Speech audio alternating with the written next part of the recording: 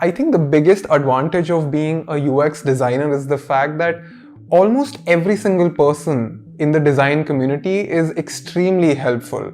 And because of the internet, it has become really simple to reach out to more people.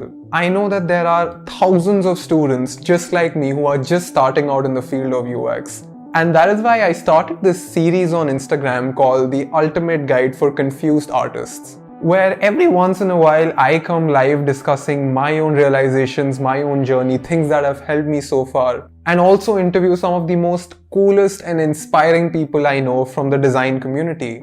And to be honest, I don't think this series is just going to be about designers.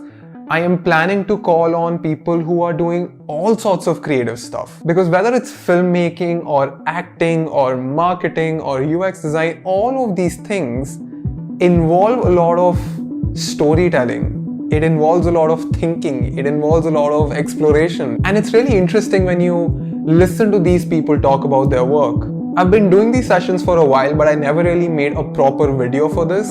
So I thought I'll just put it out there. So yes, let's use the internet and meet interesting people from all around the world. I will post on my Instagram the next time a session happens. Until then, take care, design stuff, and tell interesting stories.